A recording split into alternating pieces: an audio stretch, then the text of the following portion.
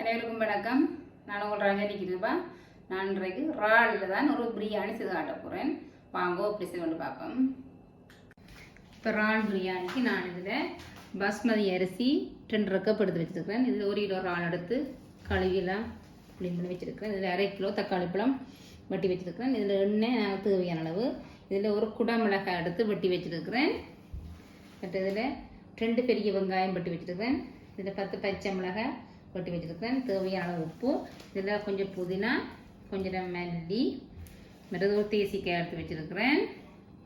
இதில் கொஞ்சம் உள்ளியும் ஒரு இஞ்சி துண்டும், தேவையான மஞ்சள் தூள், அரை தேக்கு மஞ்சள் தூள், இதில் தேவையான அளவு தூள், மற்ற இதில் இந்த ரம்பையில் கொஞ்சம் போட்டு வச்சதும் 5 சின்ன பட்டை, 2 பே லீஃப், 5 ஏலக்காய், 5 கிராம்பு, 3 பைனாப்பிள் ஃப்ளவர்.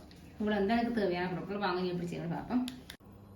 பிரியாணிக்கு இப்போ நான் சட்டி வச்சுட்டேன். நான் இங்கே எண்ணெய் விட்டு சூடு வரையிட்டது. நான் இப்போ இந்த பெருசாக நீட்டு நீட்டாக விட்டு வச்சு பச்சை மிளகாய் போட்டு சேர்க்கிறேன்.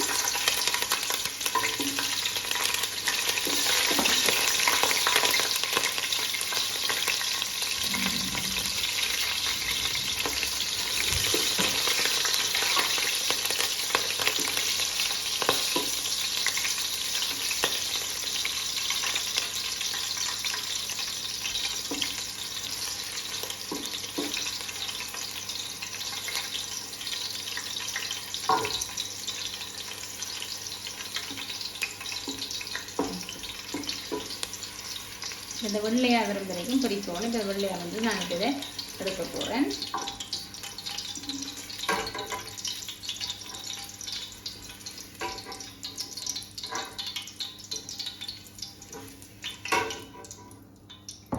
இப்போ கொஞ்சம் வெங்காயத்தை போட்டு பொரிக்கிறேன்.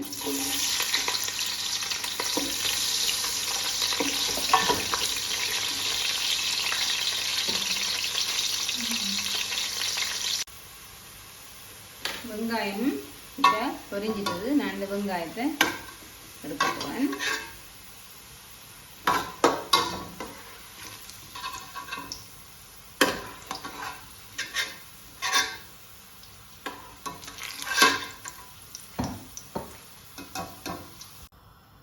இப்போ நான் அந்த இறாலில் கொஞ்சம் இறால் எடுத்து உப்பும் தூளும் போட்டு பிரட்டி போட்டு இதை கொஞ்சம் பொரிச்செடுக்க போகிறேன்.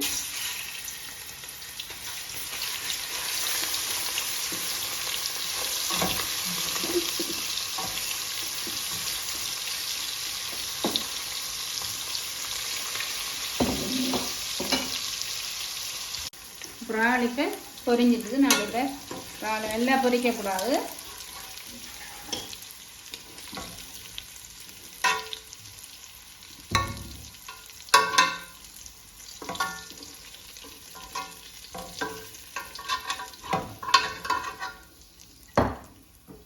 பொரிச்சு வச்சாச்சு. இப்போ இதுக்குள்ள நான் ஏலக்காயை போடுறேன், கிராம்பு, பைனாப்பிள் ஃப்ளவர், பே லீஃப், ரம்பாயில் இந்த பச்சை,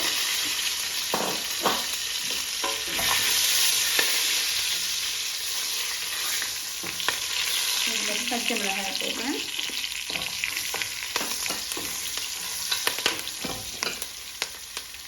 வெங்காயம்,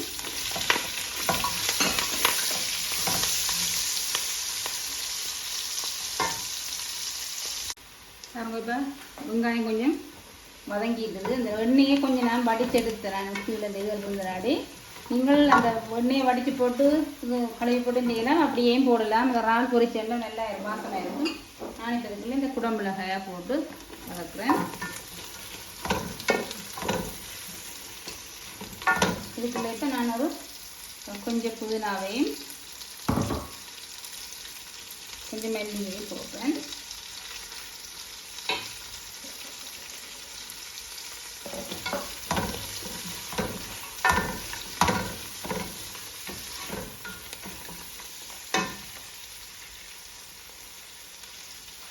நான் இந்த இறாலையும் இதுக்குள்ள போடுறேன்.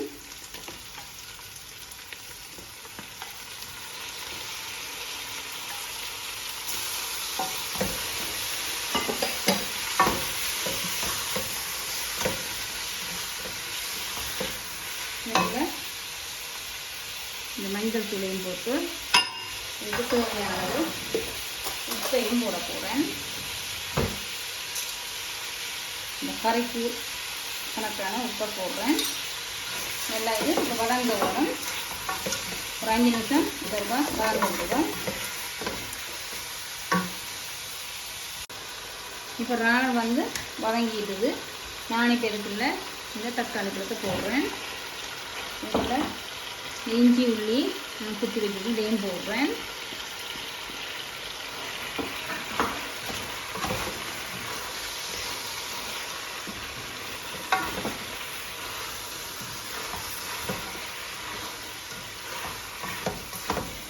இப்போ வதங்க வரும். இதுக்குள்ள நான் இப்போ தூளை போட போகிறேன்.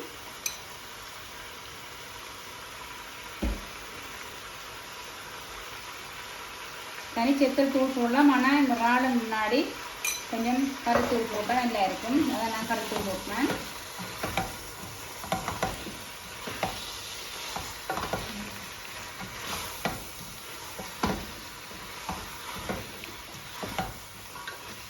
இப்போ நான் இதை ஒரு 5 நிமிஷத்துக்கு அப்படிவா மூடி விட போகிறேன்.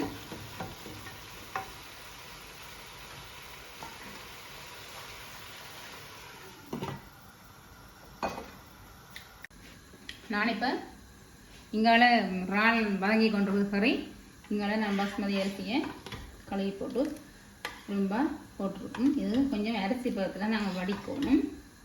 அப்படியே அவியட்டும். நான் இதுக்கு அளவான உப்பை போட போகிறேன். இப்போ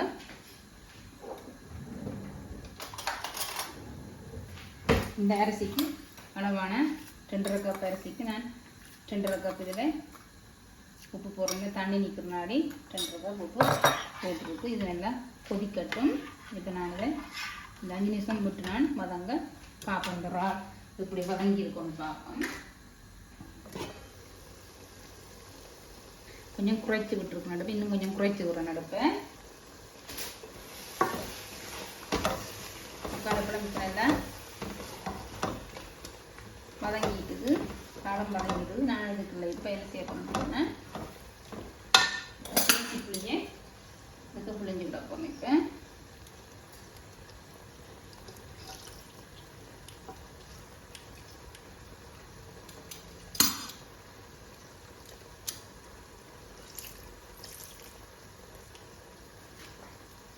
இப்போ இதுக்கு கொஞ்சம் கொத்தமல்லியிலையும் புதினாவையும் கொஞ்சத்தை போடுறேன். நிமித்ததை நீரை போடுறதா வச்சுருப்பேன். இப்போ நான் தண்ணியே விட இல்லை. நான் இப்போ இதுக்கு உப்பு பார்க்க போகிறேன். காணமுண்டு உரைப்பெல்லாம் காணமுண்டு பார்க்க போகிறேன். பார்த்து போடுறேன். எல்லாம் இனி அந்த அரிசி அவியும் வரைக்கும் நான் இதை வடிவாக மூடி ஒரு 5 நிமிஷத்துக்கு நல்லா அடுப்பை குறைச்சி விடப்போம்.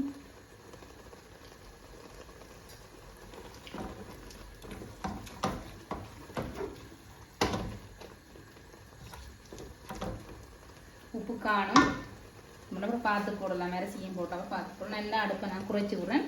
குறைச்சி விட்டுட்டு இப்போ நான் இதை மூடி விடுறேன். இப்போ நான் வந்து இந்த சோறை வடித்து எடுத்துன்னு பாருங்க. இந்த அரிசி நெல் அரிசி ஒன்று முட்டாமல் அரிசி பக்கத்தில் நான் வடித்து எடுத்துக்கிறேன். இப்போ நான் இந்த இறாலில் இருக்கிற தண்ணி இந்த தக்காளி இருக்கிற தண்ணி எல்லாம் அவிஞ்சு ரெண்டு கணக்காக இருக்குது. இப்போ நான் இதுக்குள்ள இந்த சோறை போட்டு மூடி விட போகிறேன்.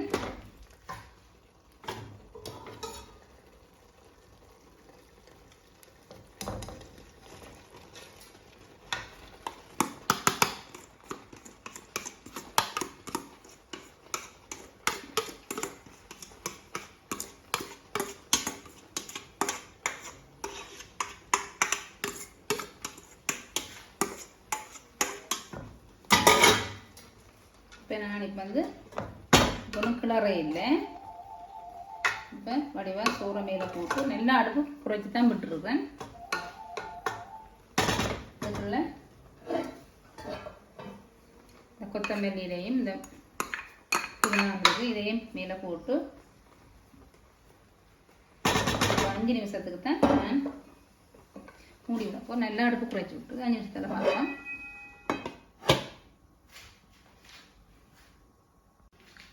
நான் இப்போ 5 நிமிஷம் விட்டுட்டேன். இப்போ வந்து பார்க்க போகிறேன்.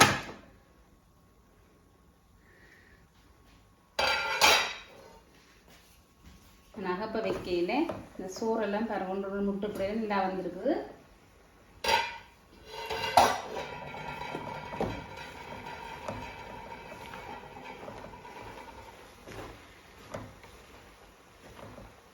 இவ்வளோ மிக்ஸ் பண்ண போகிறேன்.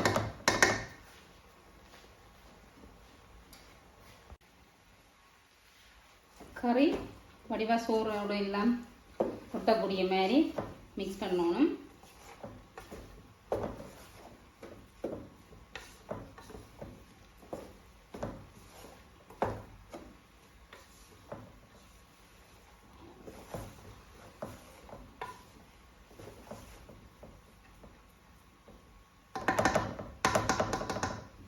நான் இப்போ எல்லாம் படியாக மிக்ஸ் பண்ணிட்டேன். இப்போ ஒரு 2-3 நிமிஷத்துக்கு எல்லாம் மூடி விட போகிறேன். அதுக்கு மேலே நான் இந்த கொஞ்சம் வெங்காயத்தை பொரித்த வெங்காயத்தை மேலே போட்டு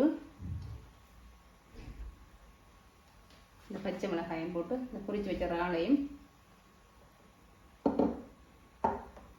போட்டுப்போம். நல்லா அடுப்பு பார்த்து தான் விட்டுருக்குறேன். நான் இப்போ மூடி விடுறேன் ஒரு 2-3 நிமிஷத்துக்கு. நான் 3 நிமிஷம் விட்டுட்டேன். நான் இப்போ ஓப்பன் பண்ணி பார்க்க போகிறேன்.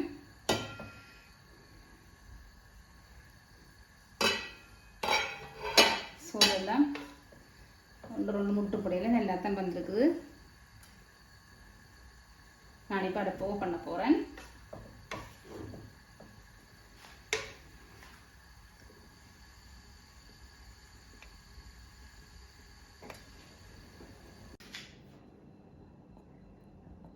பார்த்தீங்களா, நல்ல ஒரு நாள் பிரியாணி செய்தாச்சு. நீங்களும் இதே மாதிரி செய்து பாருங்க. செய்து பார்த்து பிடிச்சிருந்தா லைக் பண்ணி கமெண்ட்ஸ் பண்ணி ஷேர் பண்ணுங்க. என்னுடைய சேனலை உங்களுக்கு பிடிச்சிருந்தா சப்ஸ்கிரைப் செய்யுங்க. இன்னும் ஒரு நல்ல வீடியோவோட உங்களை அனைவரையும் சந்திக்கிறேன். அதுவரை உங்கள் ரஜினி கிருபா. நன்றி, வணக்கம்.